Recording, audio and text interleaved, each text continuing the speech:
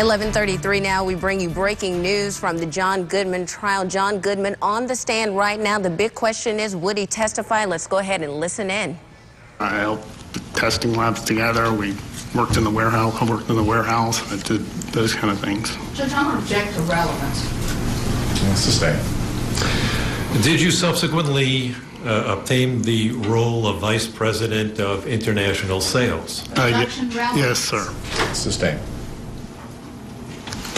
And can we do some background, Your Honor, to explain his business? If it's relevant. I mean, I'll give you a little latitude, but it seemed like you were. And what position did you finally hold in Goodman Manufacturing? President, CEO, chairman. And at what age did you hold that job? 30 years old. Yeah, sustained.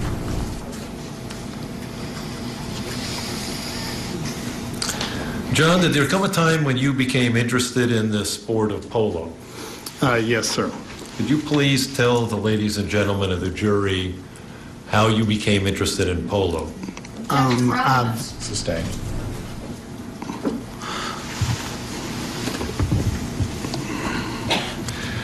Do you have any connection with the International Polo Club in Wellington? Objection, relevance. Overruled. Yes. And what connection is that? I was the founder of it and started it with some friends. All right.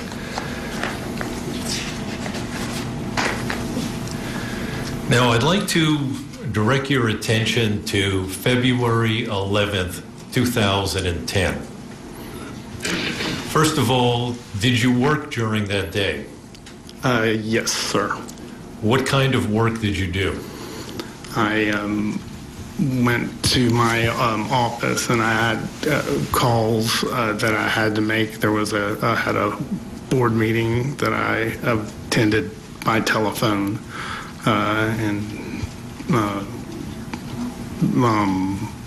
I made a lot of phone calls when I'm in Florida. All right, now where is Goodman Manufacturing located? In Houston, Texas.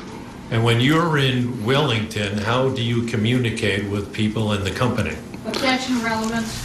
Right now, you are watching John Goodman take the stand in his own defense. We just want to interrupt for just one moment for our viewers watching on our partner station, WFLX Fox 29. We're going to continue with regular scheduled programming for you, but if you want to continue to watch this, you can do so on our website, WPTV.com. We're live streaming it there, as well as on News Channel 5. We are carrying it live on News Channel 5 for our viewers watching on WFLX Fox 29. Let's continue to listen in. I went to the International Polo Club and went to the draw for the tournament coming up. All right, could you tell the ladies and gentlemen of the jury what a draw is?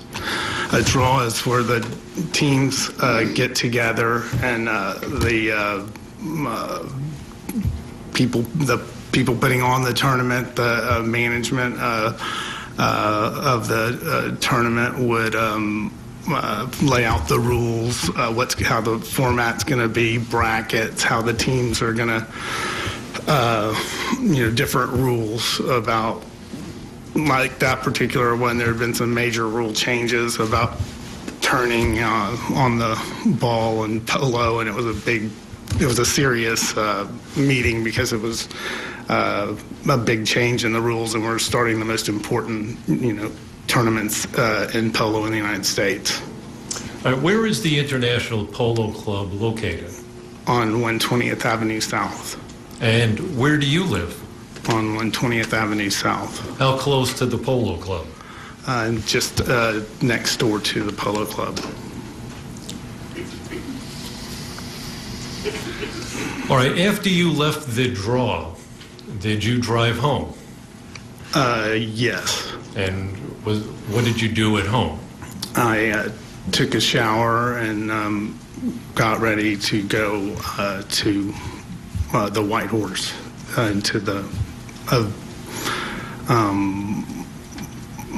YMCA event. All right. Now, do you know approximately what time you went to the White Horse Tavern? Around 8 o'clock in the evening. All right. And what was occurring there that night at the White Horse? I was going to, what was occurring there was a fundraiser for Pedro Morrison and the YMCA at Polo for Pedro. All right. Had you also been invited to dinner there that night? Yes, sir. By whom? By Mark and Melissa Gansey. And what car did you drive that evening? I drove my Bentley. All right. Now, when you first arrived at the White Horse Tavern, what did you do? I walked in and saw people, and then I went into the event, and I made a donation and got a drink. And do you recall what kind of drink you had that night at the White Horse? Vodka tonic.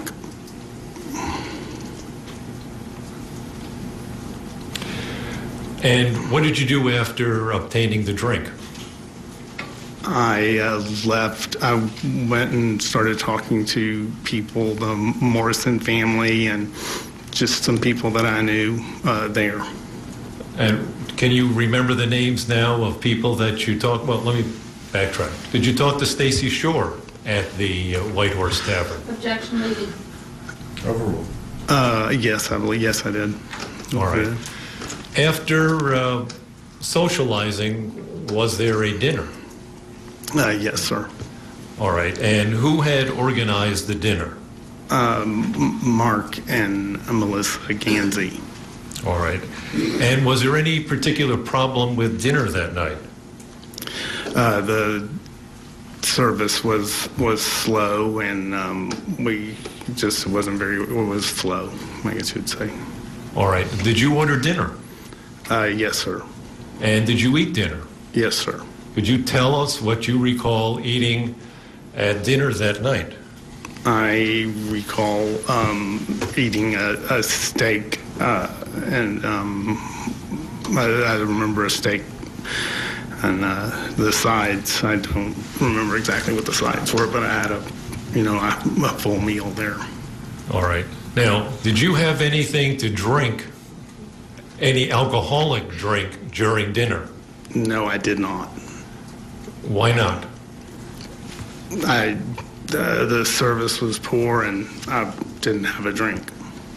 All right. And do you know how long dinner lasted?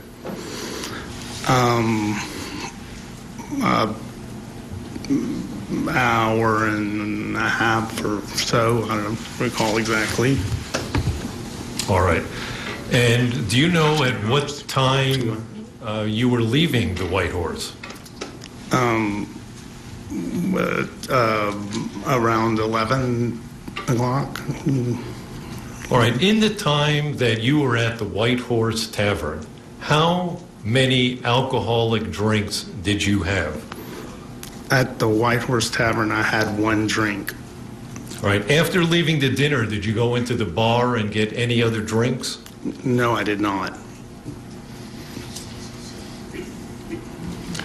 All right. After dinner at the White Horse, where did you intend to go? Now, where did you decide to go? I decided to go to the Players Club. All right. Had you ever been there before? Yes, sir. All right. During the polo, first of all, how long is the polo season? It's January, February, March, and April. During the season, how many times do you believe that you go to the Players Club? Maybe 5 times a year. And how far is the Players Club from the White Horse? Approximately 1.5 miles, 2 miles. All right. And did you drive your car to the Players Club? Yes, sir, I did. And how did you park your car? I valeted the car. All right. By the way, did you know the valet that night? Not really. Well, no, I didn't. He's not a friend of yours? No, sir. After valeting your car, where did you go? I went downstairs into went through the front door and down the stairs and to the restaurant and bar. All right. Did you see anybody you knew in the bar that night? I saw several, some people I knew. Yes, several people I knew. Who do you recall seeing in the bar? Chris Keemson. I mean, there was a group of who do I recall seeing at the bar? Several polo players, like Steve. I don't know, a group of players, polo players that I knew, younger players and stuff. All right. When you arrived at the bar, what kind of drinks did you order? I ordered tequila. I ordered tequila. And how many, was that in shots? Yes, sir. How many of those did you order? I ordered 10 shots. All right. Judge, can we put up the bar tab? I think it's State's Exhibit 2.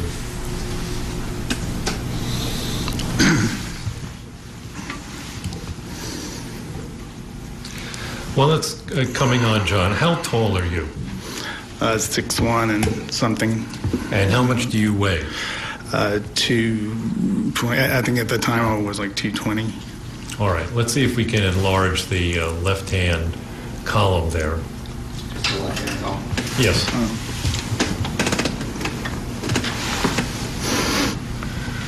All right, John, the first, is this your bar tab for the evening of February 11th, February 12th of 2010? Yes, sir. And this is the tab from the Players Club? Yes, sir.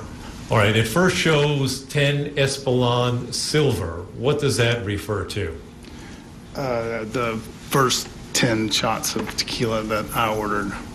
All right. Now, why did you order 10 shots of tequila?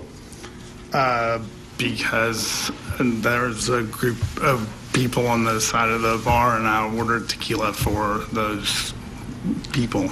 All right. How much of those 10 shots of tequila did you drink?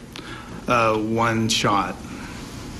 All right. Then it has 1 Patron Silver. Do you recall ordering that? Yes, that was. And was that for yourself or for somebody else? It was for someone else. Who was that for, if you recall? I believe it was for Jimmy Newman. All right. And then it has 1 Johnny Walker Red Single. Did you order that for yourself or for somebody else? For someone else. Do you recall who that was? I believe it was Tony Coppola. All right. And then underneath that, there is 1 Grey Goose Single. Who did you order that for? For myself. All right. And then let me look at the last entry. There's 5 Patron Silver. Who did you order that for? For the group and myself. All right. How many of those did you drink? 1. All right, sir. At the Players Club that night, could you tell the ladies and gentlemen of the jury what you had to drink? I had 2 tequila shots and the Grey Goose Single. All right. Now, for the rest of the evening while you were at the Players Club, what did you do with the Grey Goose Single? I just had it with me, yes. I mean, I sipped on it. All right. Did you at any time go talk to Stacy Shore? Yes, sir. And where did the two of you talk? At a table, towards the door, towards away from the bar table, at a table. What did you and Stacy talk about? We talked about just different things. She was like the yoga. she was getting certified in yoga. I like that kind of stuff. I mean, she was like that kind of stuff, and she was getting certified in that, and told me about where she was taking and all the things that it took to get certified to be a yoga instructor and these kind of things, and just lifestyle stuff. All right. That night at the Players Club, did you ever have a drink called an Irish car bomb? Absolutely not. Did you ever have a drink called a mind eraser? Absolutely not. Other than those 3 drinks that are on your bar tab that you have told us about, did you have any other alcoholic drinks at the Players Club? I did not. Do you recall what time, or approximately what time, you left the Players Club? About 12:40. All right. Let me backtrack for a minute. At the time you left the White Horse Tavern, after having one drink there, were you intoxicated, impaired, or drunk? Absolutely not. When you left the Players Club, after having those 3 drinks, were you intoxicated, impaired, or drunk? Absolutely not. When you left the Players Club, where were you intending to go? To Wendy's. Now, why were you going to a Wendy's? To get a Frosty, a milkshake there. Do you have a sweet tooth? Yes, sir. Where is the Wendy's that you were going to? On 441 in Lake Worth. Had you ever been there before? Yes, well, many times. And at what time is that open till? 1 o'clock in the morning. All right, when you left the Players Club, how did you leave from the bar area to get up to where your car was? There's a door that's straight ahead, and I went, you know, when you're heading out, there's steps that goes directly up to the valet, and I took those steps up there. All right, and what happened with the valet? I saw him, and I asked for my car, and it was parked close. I guess we walked to the car, and I gave him a tip, and he gave me the keys, and I got in my car. All right, when you got into that car, were you either drunk, impaired, or intoxicated? Absolutely not.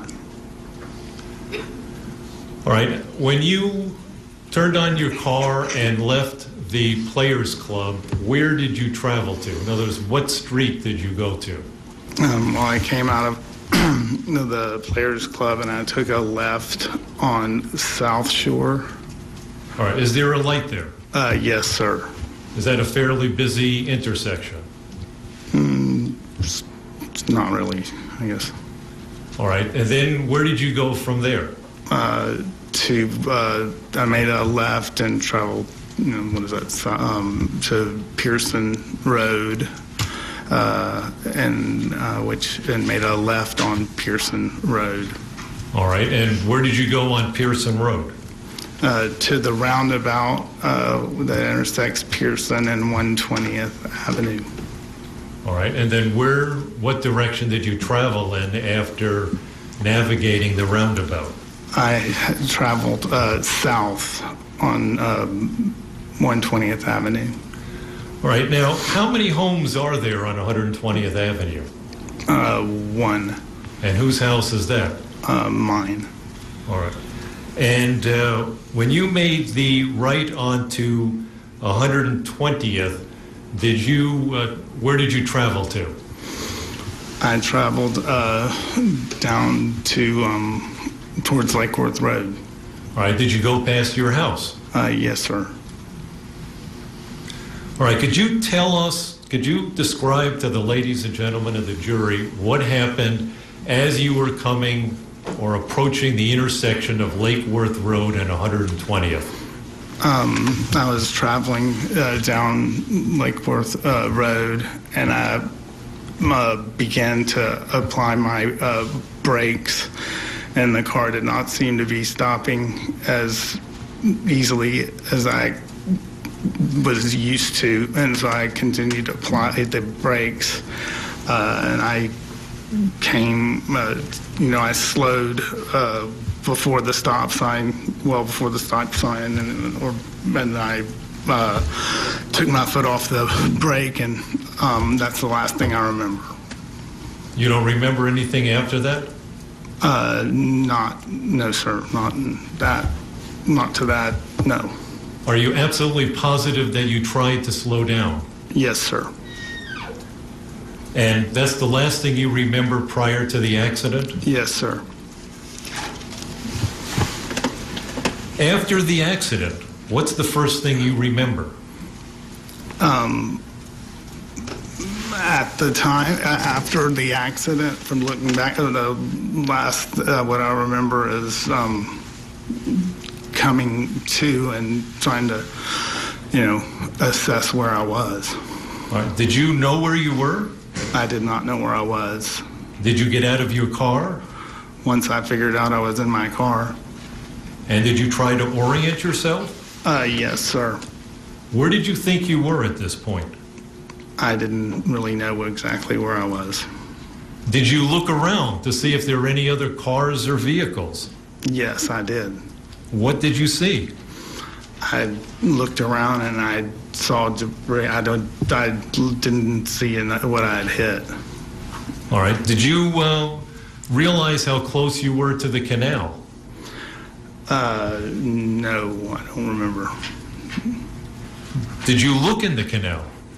I don't remember if I looked in the canal or not. Were you hurt? Yes, sir. Could you tell us what kind of injuries you had?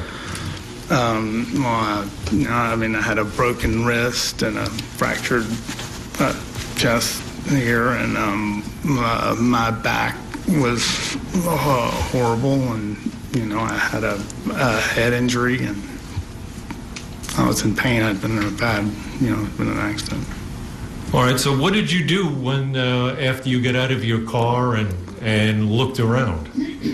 I looked around and I couldn't find anything or see anything, and I assumed that I went and looked everywhere, and then I walked down the road. All right. Before you walked away, did you satisfy yourself that you couldn't see any other car or vehicle? Absolutely. I was sure there was no other vehicle. If you had known there was a car in the canal, what would you have done? I would have gone in and done whatever I could to save them, or I would have done whatever I could do to help. Sustained.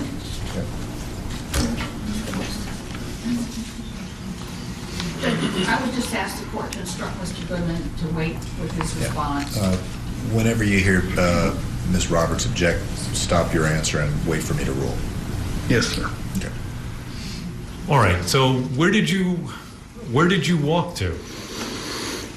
I walked south on 120th Avenue. Did you know you were going south on 120th? No, sir. Where were you intending to go? North. I would have north, I think, to my point, if I knew where I was. But, I would have been logical to head back towards, I needed a phone. My phone wasn't working. All right, where did you go as you walked down 120th? I walked down 120th until I saw a light, which was a barn, and I went in the barn and I banged. I was looking for help, and so I yelled for help and knocked on the doors near there, and then I went upstairs. I got into this apartment that was palatial, was very, very nice, looking, for a phone and assuming there was going to be a phone in there.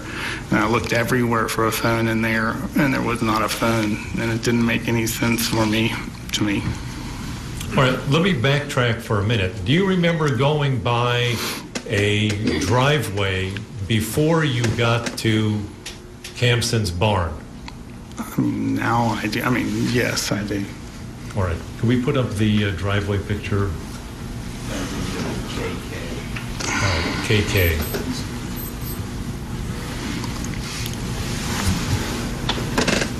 Mr. Goodman, do you see that picture of the what we call the Pembleton driveway? Yes, sir. Do you remember going? Good afternoon. You are watching News Channel 5 at midday. Welcome to our show. We are watching John Goodman testify right now on his own behalf. Let's go ahead and continue to listen in. How dark was it out there? It's pitch black dark. It was very dark. Could you see anything down that driveway? No. So when you're there in front of that driveway and the gate there, what do you see? Just paddocks and grass, and that's it.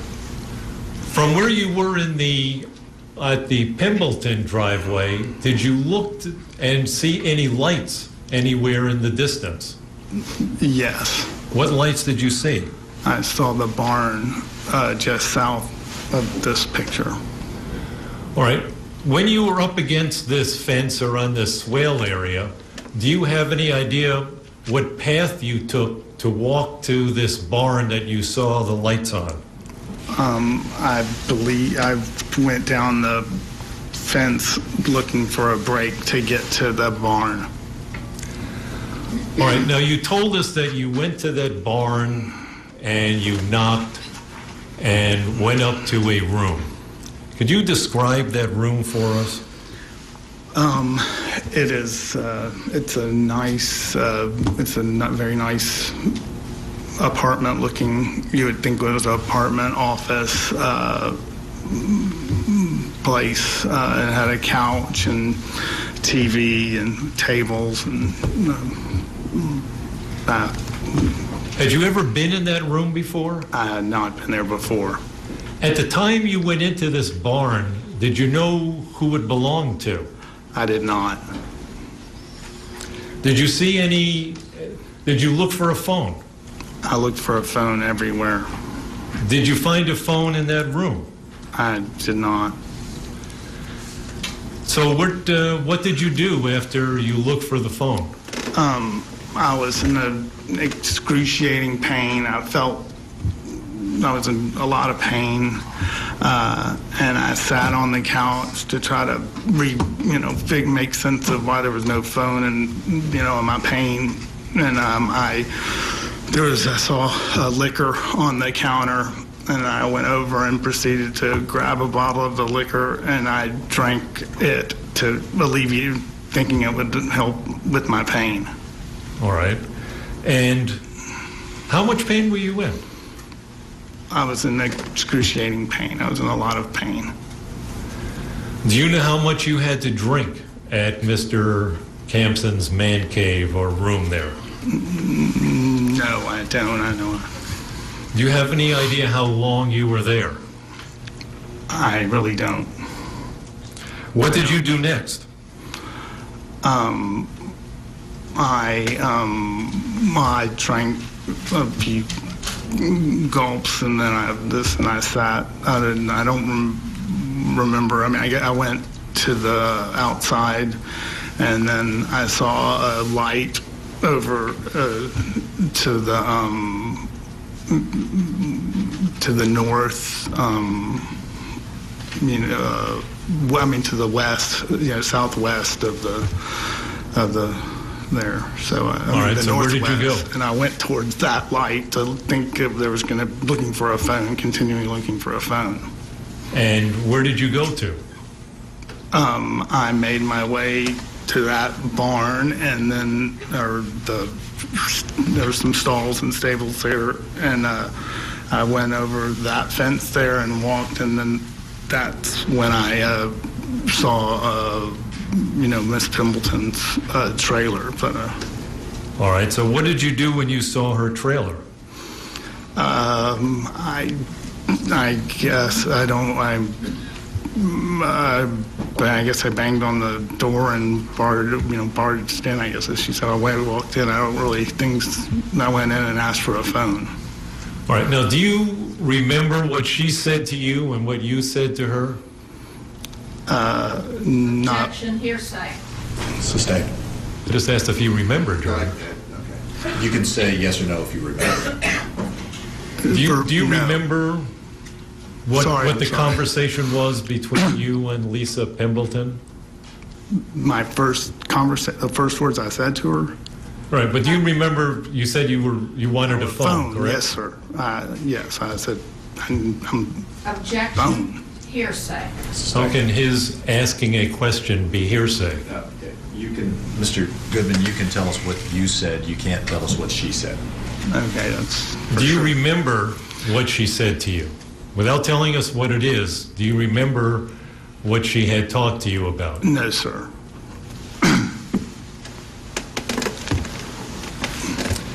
Did you make a phone call from Miss Pimbleton's phone?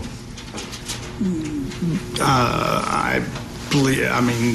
Yes, I believe I did. Yes, I called. Who did you call? I called Heather Colby Why did you call Heather Colby? because it was the only number I could think of or remember at that time. All right. Did you then call 911? Yes, I did. And whose idea was it to call 911? I don't recall.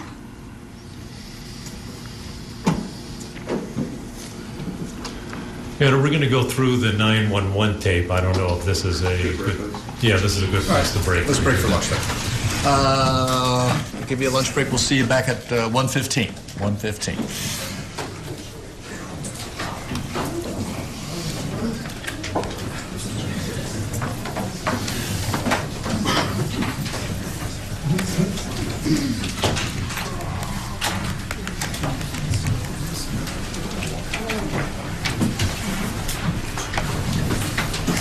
We're going to seal up the courtroom again, so make sure that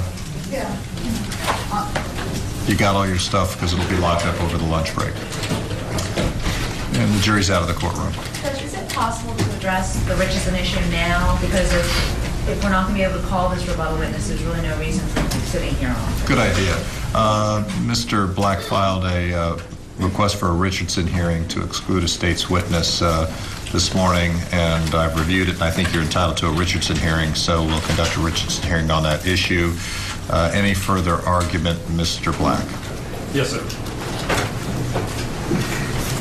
The state intends to call a Thomas Livernoy as a rebuttal witness. As I understand, he is, and we took his deposition late yesterday, and I think we finally got the transcript about 1 a.m. Mr. Livernoy is an engineer. He has extensive experience on sudden acceleration. He has given a lot of testimony, depositions, and I assume written opinions regarding other cases. He has, I believe, he is retained as an expert by the manufacturers to testify in sudden acceleration cases. Rule 3.220 requires the state, at our request, to list any expert witnesses and to give us any reports or matters like that. And of course, we are then able to prepare for that expert testimony. All right, folks, you have been watching day 10 of the John Goodman trial. John Goodman did take the stand today in his own defense. That was the big question coming into today. He took the stand shortly after 11:30, just got off the stand. As court has broken for lunch, they will reconvene at 1:15. News Channel 5's Roxanne Stein is live at Palm Beach County Courthouse, leading our team coverage of producers, reporters, and analysts. Roxanne, it was the question going into into the morning, would he take the stand? He indeed did. I'm sure that was just riveting testimony to watch for you as well as the members in the courtroom and the jury. Well, it was a bombshell when they said to the defense, call your next witness. And he said, Roy Black said, I am calling to the stand John Goodman. It was a shock because going into the courthouse today, people were talking about it, and the consensus was among people who are in this courthouse every day is that John Goodman most likely would not take the stand in his own defense. Obviously, that was not the case. I want to bring in very quickly our legal analyst, local criminal defense attorney, Michelle Suskauer. We talked this morning on our Fox affiliate, WFLX, that it was highly unlikely that John Goodman would take the stand in his own defense. Right. So you were one of the same people as surprised as the rest of us. That's right. It was a big shock. It was a big surprise. But again, John Goodman's going to provide some crucial testimony that the defense obviously feels that they need, that no one else can fill in for them. How much he had to drink, going over the itemization of the bar bill, and what happened just before the crash, and then after the crash, where he went and that he drank alcohol. Let's listen, if you're just joining us, tuning in at noon, to a little bit of John Goodman's testimony when Roy Black questioned him about his sobriety that night after he was at the White Horse Tavern and the Players Club. Let's play that sound right now of John Goodman on the stand. When you left the Players Club after having those 3 drinks, were you intoxicated, impaired, or drunk? Absolutely not.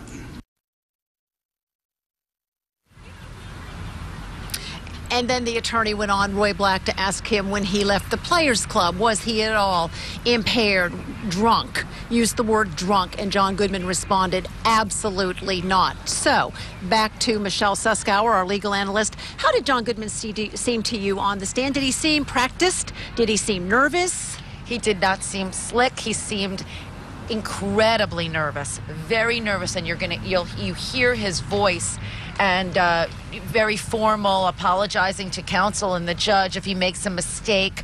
And of course, his lawyers are going to go over with him his testimony and make sure that he's comfortable with it. There's nothing wrong with that, just like the state does that with their own witnesses. But he's not a professional witness. He's not an expert.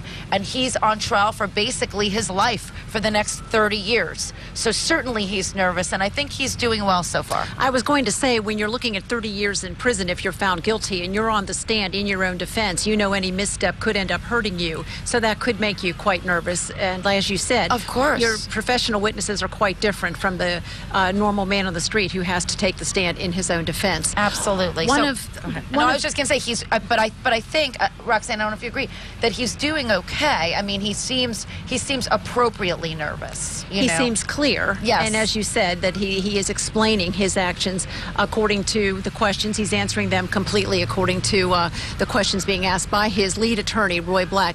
One of the many people on our team in the courtroom this morning, and we were all in there at one point this morning, was Christina Mora, watching the jury and watching the members of the court as well as the defendants and the both legal counsel. So let's go to her now for more details on today's testimony, the surprising testimony from John Goodman. Christina?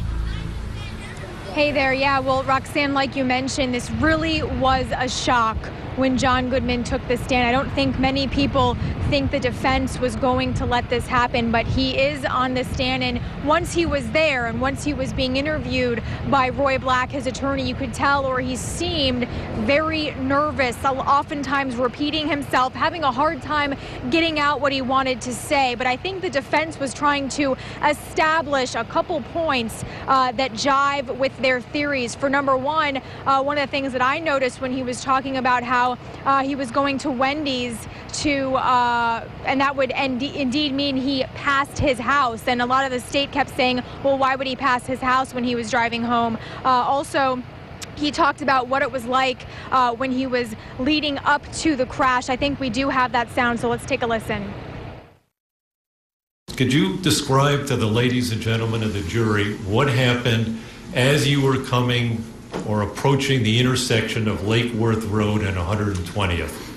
I was traveling down Lake Worth Road, and I began to apply my brakes, and the car did not seem to be stopping as easily as I was used to, and so I continued to apply the brakes, and I came, I slowed before the stop sign, and I took my foot off the brake, and that's the last thing I remember. So you can see there, just Goodman having a little bit of a hard time saying what he wants to say. He seems very nervous there on the stand. Some more of the elements that the defense made sure to establish during this questioning is asking Goodman how much he had to drink. He specifically asked, did you have any Irish car bombs? Goodman said no. Did you have any mind erasers? Goodman said no. So these are some things that we'll likely hear more about as the testimony continues later on this afternoon. Roxanne? All right, Christina, thank you very much. As we continue our team coverage back out live in front of the courthouse with legal analyst Michelle Suskauer, going back to a little bit of the testimony by John Goodman. He talked about what he had at the White Horse Tavern. He said he had one drink, that he did not go to the bar after dinner, and then Roy Black went through the bar bill with him. Itemized. Drink by drink. Right. And John Goodman said he had one shot of tequila out of the 10 shots he ordered. He had one Patron Silver and a Grey Goose throughout the rest of the evening. Now, and that's consistent with the other witnesses that have come in to testify, because that's what the defense wants to do with John Goodman, who will be their last witness, to bring in, to really tie up all of the loose ends with all the other witnesses to make this one continuing story believable to the jury as an alternative to the state's theory of the case. Now, because he has the right to remain silent, he has not been deposed by the state. But that's right. No doubt the state has been well prepared to do a cross-examination with John Goodman should he decide to take the stand. So sure. What do you think's coming from Ellen Roberts this afternoon? Well, we're going to hear more from Roy Black because they're going to play the 911 call. They're probably going to have John Goodman dissect that. And then Ellen Roberts is going to have at him, because prosecutors rarely have an opportunity to cross-examine defendants on the stand. So certainly she's prepared for this, and she is going to cross-examine him about absolutely every issue, everything he had to drink, the people that work for him, trying to establish bias that they may have to potentially lie for John Goodman. So she's going to go through his story and try to really crack him on the stand in her very stereotypical way.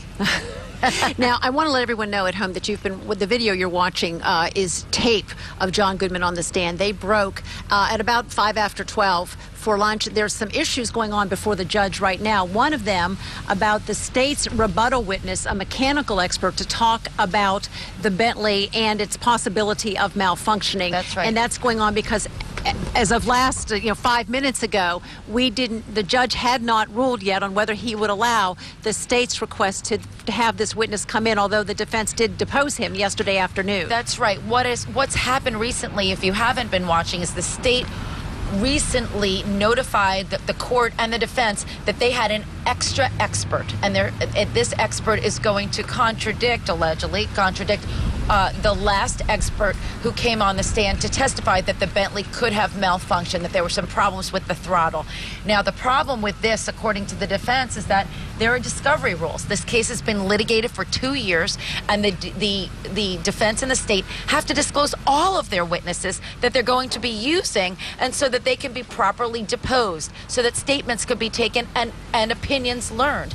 And so what the defense is arguing here is that this was not done. The state did not give information about this expert until after the trial already started. And they're saying to the judge that that's a violation. And so the defense does not want this expert to be called by the state. And of course, the state has flown this individual in, and they want him to testify. And because John Goodman took the stand, he sort of trumped everything else that happened this morning. And the bulk of the morning, all of the morning, the witness on the stand was a mechanical expert talking about the malfunctions and the 57 trouble codes that Bentley, John Goodman's 2007 Bentley, had signaling on it the night of that accident in February of 2010. And he was questioned by the defense and then cross-examined by the state. And the state was saying, well, how could such an expensive car car that's worth $250,000 have so many problems. And really, the defense expert ended with any car could have these types of problems. Which is most likely why the state does want to bring in its own expert to say that Bentley's, they've never heard of anything like this before, is what the conventional wisdom is, what the state wants to bring forward here. That's right. That's right. And one of the things that the defense tried to bring up, and the judge didn't let them, is, isn't the space shuttle a little more expensive than a Bentley? And didn't that have troubles as well? And that was how they ended, basically, with this expert. Now, let's go back to wrap it up with John Goodman, because he will continue. When they come back, the jury and the court convenes after lunch at 1:15. John Goodman is back on the stand. The defense has not finished questioning him. His own attorneys have not yet finished. So Roy Black will be questioning and continue questioning. Basically, they're going along the timeline here. What exactly happened that night, step by step, that led up to the accident, and then where John Goodman went. And that's where they were after this, at Lisa Pembleton's trailer, making a 911 call when they broke for lunch. That will happen, and then we were talking just a moment ago that Ellen Roberts then will begin the cross-examination. And I want to go back to that cross-examination, because that must be where, as a criminal defense attorney, which is what you do, if you ever have your own client take the stand, right. What do you sit with your legs crossed, fingers crossed, and everything? I mean, it can be, I'm sure, this can undo everything. Well, it could. But again, then the defense will have an opportunity to redirect him as well. But if your client is going to take the stand, your client is going to take the stand, you have to really go over your client's testimony and make sure that they can be as comfortable, not looking or sounding rehearsed, but as comfortable as they can. And I'm certain that John Goodman has been worked with for months to go over his testimony. All right, thank you, Michelle. We do have other news of the day, so we're going to take a break too, just as the court is at this point, and we'll be back at 12:30 to recover and recoup again and regroup and let you know exactly what happened in court this morning. If you're just joining us, John Goodman did take the stand in his own defense, and again, we will recap all of that coming up again at 12:30. But let's get back to Keely in the studio for other news and the weather of the day. Keely, back to you in the studio. Thank you very much, Roxanne and Michelle and our Christina Moore. And folks, just a quick programming note for you here. We will stay with this John Goodman trial when he takes the stand again at about 1:15 when court reconvenes. We will carry that for you live right here on WPTV, as well as on our website at WPTV.com, and we will stay with that until John Goodman is off the stand, and then we will continue to live stream that trial on our website.